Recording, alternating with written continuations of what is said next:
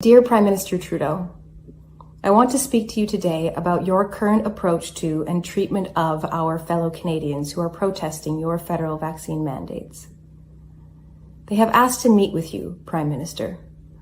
Medical experts, top scientists, doctors, nurses, parents, grandparents, intelligent, loving, concerned citizens. Why won't you sit with them? If you are so convinced of your own reasons for the mandates, sit down and walk the leaders of a group of 2.3 million protesters across the country who represent many millions more across the nation and explain it to them. And ask them to listen with open hearts and minds. And then reciprocate. Listen to what they have to say with a mind open to hearing things that might go against the ideas you are entrenched in. Maybe there are solutions that could bring Canadians together right now that you have not considered. You unify people by finding solutions together, not by vilifying those who say there is a better way. What we need right now from our leadership is unification, and that requires being willing to see, recognize, and hear from the people sitting out in the cold at your door.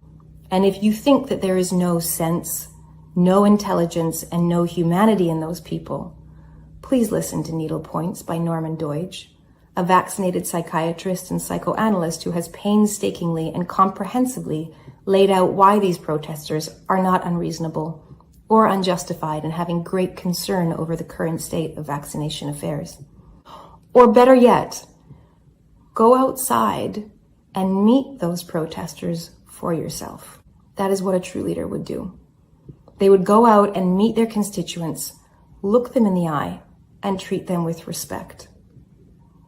I have heard firsthand accounts from people in Ottawa saying that they have had local Ottawa citizens come down to see for themselves the fury and destruction that is going on in their own city, only to find thousands of people singing, dancing, hugging, waiting patiently, speaking kindly, cleaning up the streets, and generally sharing the true Canadian spirit.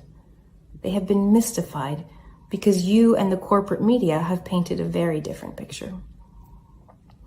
You as a group have gone from ignoring these protesters to dismissing them as a fringe minority, to smearing them as racist and misogynistic, to now attacking them as terrorists.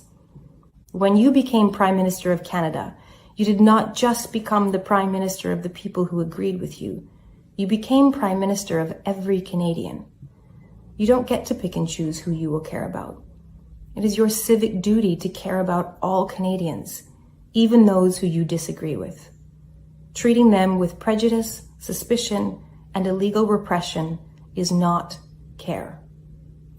Protesting something that deeply, deeply concerns you in our society is not terrorism. It is the civic duty of every Canadian. It is our job as the people to hold our leadership accountable if they are infringing on our inalienable rights, if we suspect that they have become corrupted or compromised in any way, or simply if we think they're wrong in monumental decisions they are making on behalf of their people. But you are treating my brothers and sisters, your constituents, like terrorists without ever speaking to their leadership. There are no riots. This is not a violent protest. There is only a mass of deeply concerned citizens at your doorstep who you refuse to acknowledge for what they are, your people. To everybody listening, everybody, people who disagree with the mandates and people who agree with them, if you think that the person on the other side of this divide is your enemy, please take time to get to know them. Listen with an open heart to what they're really saying. And remember that we're all humans who get scared and feel pain, and most of us are just trying our best to build the brightest future for the next generation and the happiest, most fulfilling, most peaceful and healthy today. Don't let the press brainwash you into division and hatred. The antidote to prejudice is knowledge. Because of the algorithmic way your Google searches are filled, it can be very hard to find good information on the other side. Ask someone you know. If you could share 5 things with me that would explain your point of view, what would they be? I want to listen to them. This is what I do, and it has kept me sane through all of this insanity. listening is the only way out of the ideological mess the media has broiled us all into. May cooler, wiser, more loving heads prevail right now. The future of our society depends upon it.